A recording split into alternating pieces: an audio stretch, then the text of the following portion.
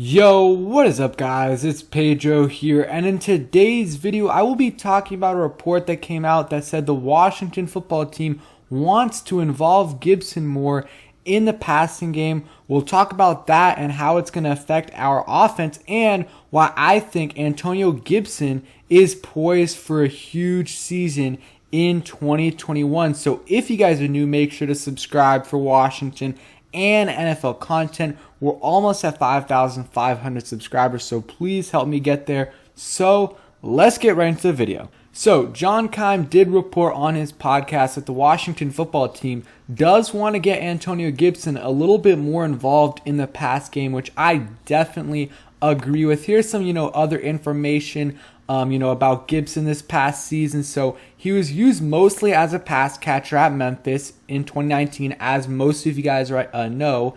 38 catches for 735 yards and 8 touchdowns. But in his rookie season, he averaged 13 pass routes and 3 targets per game, while J.D. McKissic functioned as Washington's main pass catching back, getting 25 routes and 6.6 targets per game. So basically doubling his routes and more than doubling his targets per game. And I love J.D. McKissic, and I think he's definitely a better route runner than Gibson. He gets open really well, but I also really like what Gibson is able to do after the catch. J.D. McKissic had a bunch of catches, but he didn't have, that many, big plays in my opinion. Gibson had a few really big plays off of catches, and I really like what he brings in the passing game. McKissic really started to break out right after Alex Smith came in, but I do think it's a good idea that Scott Turner wants to involve Antonio Gibson more in the passing game because of 2 reasons. First, I think, it fits his skill set to be both a, great runner, but also a pass catching back as well. And also, J.D. McKissic is a free agent after this year. And if he has another season like he did last year, he might get a solid payday. And, it would be great to have J.D. McKissic back in Washington in 2022 at a reasonable price. But let's say it's $6+ million.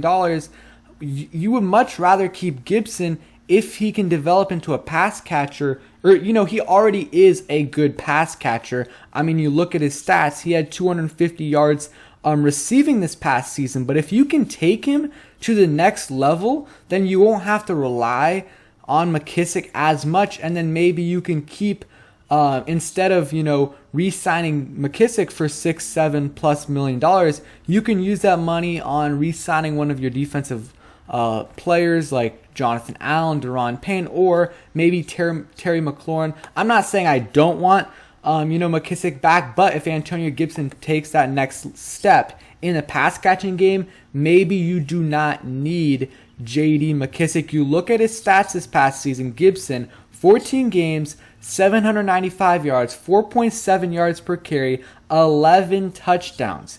And then, receiving, 14 games, obviously 36 catches for 247 yards, 6.9 yards per catch.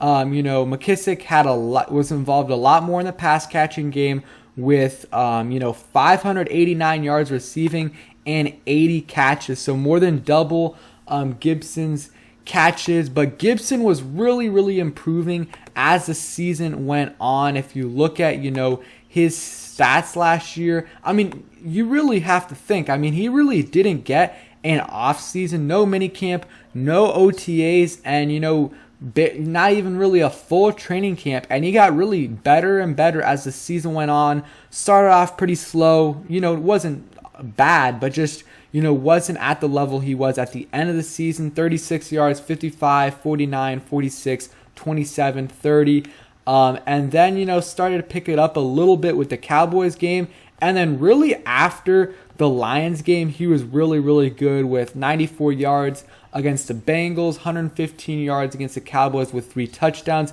Steelers game really didn't get a play because he only had 2 carries, and then he was really good in that Panthers game. The pass, he really didn't get that involved in the pass catching game. You look at, the amount of catches he got. His really peak pass catching time was week 4 week 6 where he was getting 4 or 5, catches a game. But I think it needs to be 5, 6 catches a game. And I don't, just want to see him getting screens. I want to see him lined up in the slot because that's what J.D. McKissic did this past season. It was pretty successful, and I do know McKissic is a better route runner. He was a receiver in college as well, but so was Antonio Gibson, and I think he can do, similar to what J.D. McKissic did last year. And I'm not saying take away all of J.D. McKissic's snaps, but give a couple, let's go back to this. I think it was 25 routes a game for McKissic. Maybe take that down a few to like 22 and give Gibson like 15, 16, 17 a game and get his targets up, because 3 targets a game, in my opinion, isn't enough for someone like Gibson, who is very, very dangerous after the catch. I really, really like what Gibson did this past year, and I think he's going to take the next step this season. He was playing really well at the end of the season, especially that Carolina game. 10 carries for 61 yards, and that was when he was injured. Keep in mind, these last 2 games, especially the Philly game, he kind of re-injured himself. These 2 games, he was playing hurt, and 10 carries for 61 yards. I think next year, if he can stay healthy, he's going to have an absolute huge year. I'm thinking, he had over 1,000 yards this past season. I'm going to, total, if you include receiving and rushing, I think he's going to have over 1,200 rushing yards. And I'm really, really hoping he gets over 400 receiving yards. Had 250 last year. If he can increase that by 150, maybe get a couple of touchdowns, that's a really, really good year. I mean, that puts you, if you have 400 receiving yards, 1,200 rushing yards, puts you at 1,600 yards, and that's a very impressive season.